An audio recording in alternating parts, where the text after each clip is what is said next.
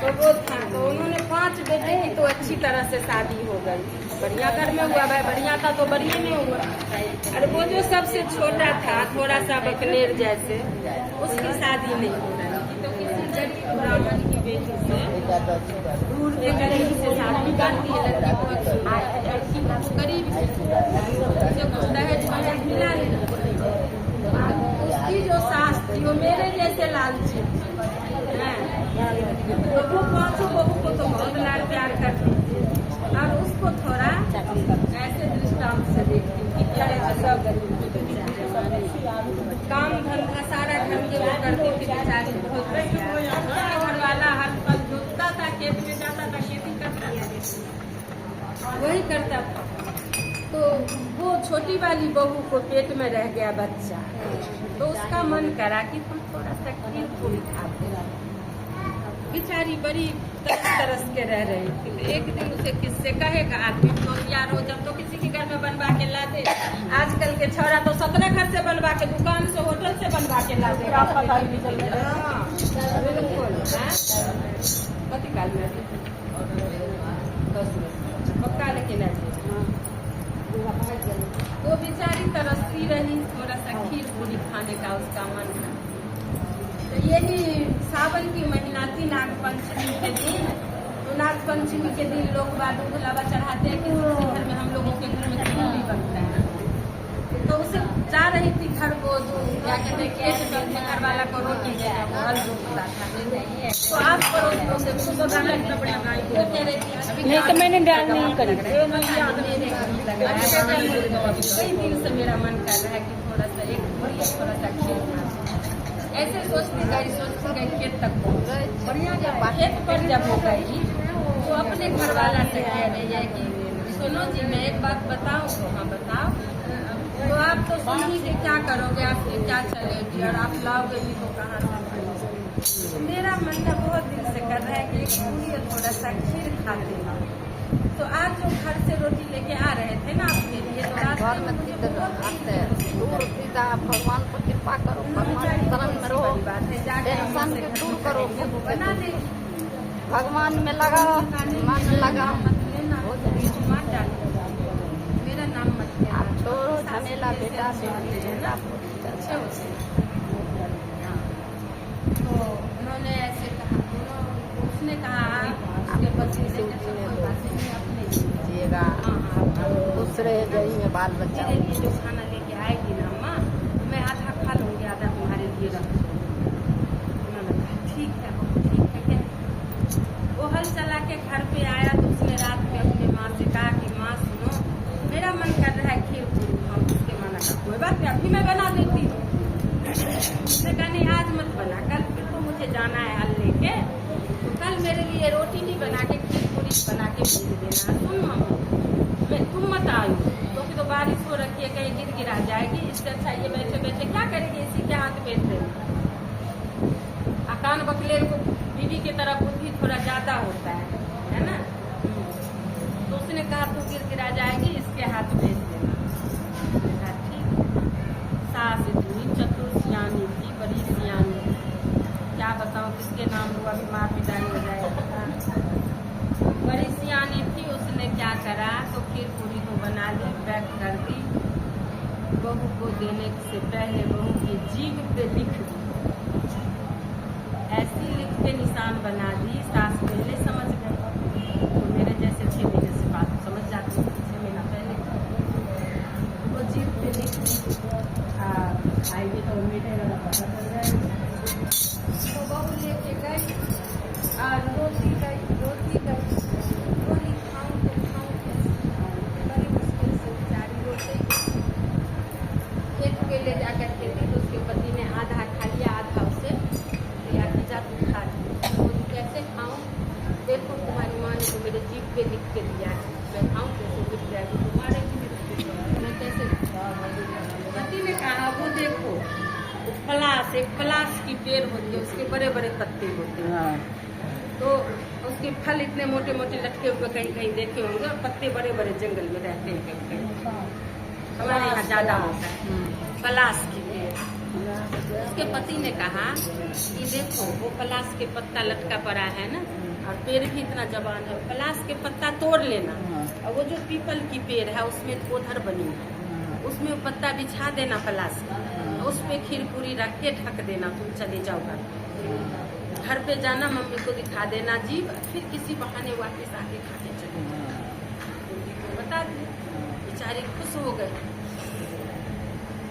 पलाश की पात तोड़ के गई और उसी पीपल की गोधर में खीर पूरी रख के पत्ते पे और पत्ते से ढके, ढक दिए। उस गोधर में एक नागर नागिन रहते हैं, वो भी गर्भवती। नागिन भी गर्भवती थी, नागिन गर्भवती थी।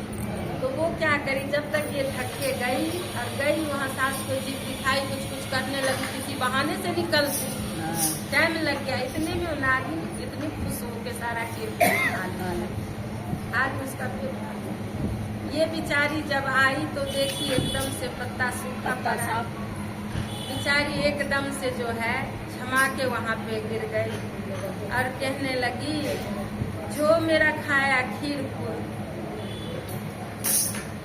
जिसने मेरे भाषा में है, मैं कैसे कहूँगी मैं, जे मोर खेलन खिरिया पुरिया तिनको पुरियन आस। बहुत अच्छा है कहानी में बीच में खुल गई। सुनाया था पहले भी आपने। हाँ, ऐसे कुछ एक शब्द और मैं भूल रही हूँ, जो मेरा खाया खीर पूरी उसका भी आस पूरा हो, एक शब्द छूट रहा है, भूल रही कह के वहाँ पे 3 बार पृथ्वी पीट के वो बेचारी चली गई। उसे दुआई दे के गई, बस दुआ नहीं दी, दुआई पीट गई, चली गई। इधर ये भी गर्भवती थी, उधर वो भी गर्भवती हो गई। तो पहले नागिन को पहले इसको हुआ, लड़का हुआ, बहू को पहले बेटा हुआ। बेटा हुआ तो इसकी छठी हो गई, तो ये तो गरीब की बेटी थी, तो इसके साथ सारे काम करवाने लगी, सब काम धंधा करने लगी। इधर नागिन को भी बच्चा हो गया, उसे भी बहुत सारा बच्चा हो। तो जब 8-10 दिन की बच्चे नागिन की भी हो, नागिन की भी हो जाते, तो उसे चरौर के लिए भेज देते हैं। वो भी अपने बच्चे को भेज दी चरौर के लिए नाग के साथ। और ये भी अपना सब बच्चा को दूध पिला के सुला के, और सारा बर्तन बहुत सारा था। तो पहले तो ऐठा रहता था, अब न इंक हुआ, सिंक हुआ, बिंक हुआ। पहले तो नीचे ही बैठ के बना रहता था, उस पे मलते थे बर्तन, वो बेचारी अपना उस पे मलती थी। वहीं पे जो सारा नागिन का पुआ जो बाद में गया चरौर करने, तो वहाँ पे बहुत से बच्चे, कोई बकरी चरा रहे थे, कोई गाय चरा रहे थे, कोई छोटे छोटे सांप के बच्चे को देख देख के बहुत सारे को मार दिए। बहुत को बच्चे खुरापाती होते ही है, मार दिए डंडे से सब। 1-2 बच्चे 2 बच गए, 2 बच्चे जो बच गए वो भगे इधर को, बहू की तरफ को। सारे बच्चे उसको खेदते हुए आया कि जो उधर गया उधर गया उधर गया। बहू ने देखी कि बच्चे मार देंगे, तो उसके पास वो बड़े वाले आटा गूंदने के लिए बड़े बड़े गाँव गमले, नहीं है, टोपिया की तरह, उससे क्या कहते हैं उसको, कठौती, वो कठौती से ढक दी। तो एक तो ढक गया, वो चक्री मार दिया, तो एक का जो पूंछ बाहर रह गया, उसका थोड़ा सा पूंछ कट गया। पूंछ कट गया तो बहू को तो बहुत अफसोस हुआ, पूंछ को कूदते हुए देखी, तो फिर भी ढक के तो जान बचा दी। जब वो सारे बच्चे चले गए तो उसको निकाल के बोला, आप अपने घर चले जाओ बच्चे, आप कहाँ पे आपका घर है, आप अपने घर चले जाओ। दोनों बच्चे अपने घर लेट से पहुंचे, उसके माँ बाप इंतजार कर रहे थे कि हमारे बच्चे सारे कहाँ गए। जब ये दोनों घर पहुंचा तो कहने लगे, सब भाई को तो मार दिया, गाय बकरी चराने वाले सब, हम तो बड़ी मुश्किल से बच गए। सो एक बहू बर्तन धो रही थी, उसने अपने कठौती से ढक दी, तो मैं तो साबुत बच गया, भाई का थोड़ा सा पूंछ कट गया। तो नागराज एकदम से उठना के उठा, बताओ उसकी पता कहाँ रहती है, उसे तो मैं डस लूंगी, मेरे बच्चे को विकलांग बना दिया, मैं तो उसे डस लूंगी। नागराज बहुत फुफकार छोड़ा, तो नागिन कह रहे, सुनो तो सही, सारे बच्चे तो मर गए, कम से कम 2 तो कम पूछे कटाना, बच्चा तो बच गया, 2 तो बचा कम से कम, और वो बेचारी ढक के बचा भी दिया, उसे आप 10 भी लोगे, गलत बात है, ऐसा मत करो। नागराज फिर भी कहने, उसके बच्चे भी समझाए कि नहीं नहीं, मुझे बड़ी मुश्किल से बचाई बेचारी, बड़ी मुश्किल से बचाई। नागराज फुफकार करते, फिर समझा बुझा के उनको सब समझा, समझ गए। वो नाग जब बड़ा हुआ तो बराबर जब चरौर करने जाता था तो उसी आसपास में बहू की इर्द गिर्द में वो चरौर करके आ जाता था। 2 दिन 4 दिन 10 दिन ऐसे होते होते बहुत जल्दी बड़ा हो गया। तो एक दिन उसने अपने नागिन से कहा माँ से कि माँ उसने जो मेरे को बचाया था वो बहुत दुखी रहती है, पता नहीं क्यों इतनी दुखी रहती है। उसे मैं बहुत उदास देखती हूँ, जब भी जाती हूँ तो उदास देखती हूँ उसके पास ना एक नन्हा मुन्ना सा बच्चा भी है। तो नागिन बोली जा तुम एक दिन तुम अपनी भेष मनुष्य की भेष लगा के और जाओ उससे पूछ के आओ कि क्यों दुखी रहती है। गए दोनों भाई, उसके भाई बन के ऐसे तो सब मार देते। सबने कहा कौन आया तो नाग कह रहा है मेरी ये बहन है, हम लोग छोटे छोटे थे जब मेरी बहन की शादी हो गई, मैं इसकी भाई हूँ, इसे लेने आया। तो उसकी सास ने कहा अरे बड़े भाई बन रहे हो, पता ही है गरीब आदमी की कितनी स्वागत होती है, कहीं पहुंच जाओ तो सोचेंगे कि मांगने तो नहीं आ गया पैसे वाले, जो सोचते हैं। तो अरे आज तो पहले तो इसे कुछ कोई नहीं था, आज तो बड़े भाई बन के आ गए हो, लेने भी आ गए हो, क्या बात है, क्या चक्कर है। सास खूब उल्टी सीधी सुनाने लग गए। उसी बीच में एक आध मेरे जैसे इसे हरही थी, उसने कहा क्या होगा, अरे कभी न कभी तो आया है ना, जाने दो कम से कम अपने पीहर ससुराल 2 जगह की तो रहेगी, कोई बात नहीं, जाने दो। उसने बहुत समझाया और उसी पड़ोसी में तो मान गई। तो के बच्चों के साथ अपने भाई को भी ऐसा दृष्टि उसे बना दिया जो भी कह रही थी हाँ मेरा भाई। भगवान महादेव की लेके अपने घर गई तो नागिन भी अपने उसकी माँ की भेष में प्रकट हो गई और वो सांप सूंघी, बराबर में कोई नहीं रहा, न दोनों बच्चे न नागिन नहीं। नागराज बड़े विशाल बीच घर में वो चौकी मार के बैठे रहते थे, उनकी छत जो थी बड़ी चौड़ी चौकी मार के बैठे रहते थे, घर बंद रहता। एक यही सावन की महीना थी तो उसकी माँ ने कहा कि देखो बेटा स्वासिन जो आती है तो शाम को जोत बत्ती स्वासिन करती है, घर बार की बेटी जो आती है तो वो कर लेती है, तो आज जब तक रहेगी जब तक घर के धूप बत्ती सांस दिया बाकी कोई कर दिया ठीक है, वो करने लगती। और वो बच्चा को रखती थी, वो लागी मतलब आदमी की भेष बच्चे को रखती थी, बहुत प्यार करती थी। और वो जो थी लड़की वो सब अपना जोत बत्ती करके वो क्या करी, तो सब घर में पहले तो दिया चलता था, सब घर में दिया जला देती थी। पहले दिया जलाने वाले इतने बड़े बड़े मिट्टी के नहीं होते थे, उसके ऊपर इतने बड़े बने रहते थे, पता नहीं क्या कहते थे, दिया जलाने वाले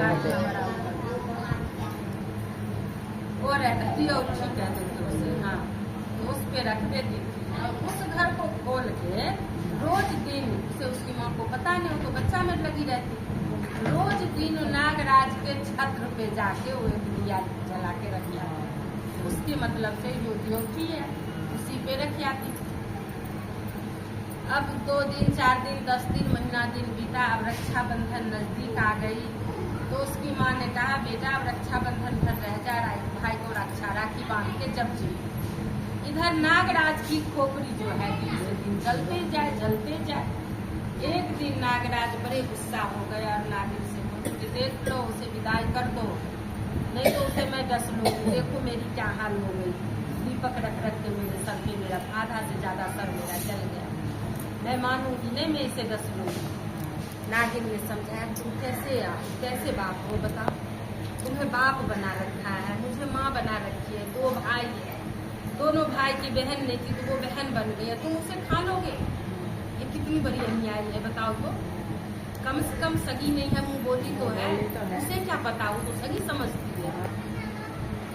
नागराज को बड़े आराम से समझाए, उसे अपने घर जाने दो। जब नागराज नहीं माना तो बहुत समझा के उसे अपने घर जाने दो, मेरे घर में मत ऐसा काम तांडव सर्व करो, वो अपने घर चली जाएगी जब तुम्हें जो मर्जी करे।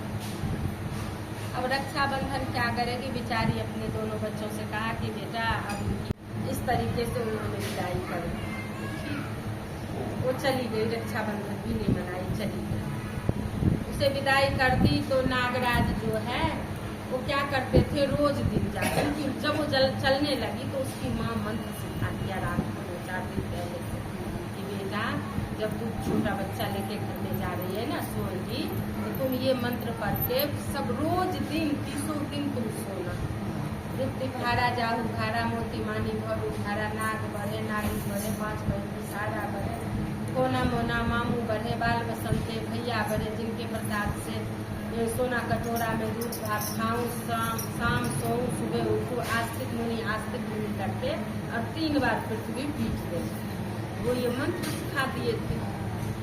वो रोज वो नागराज गए उसको डसने और उसकी बरेरी में वो लिपट गए थे कि आज रात को भी डस के ही जाएंगे।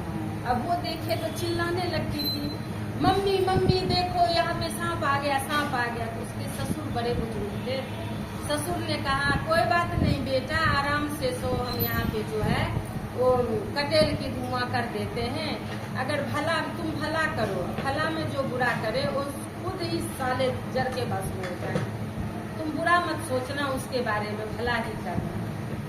1 दिन हुआ 2 दिन हुआ, उसके ससुर ने कहा बेटा नागराज आते हैं घर पे तो तुम ऐसा करो सोने से पहले 1 कटोरा में दूध और 1 कटोरा में लावा वहाँ पे रख दिया करो, जिसे आप लोग खिल कहते हो, हमारे यहाँ लावा कहते हैं।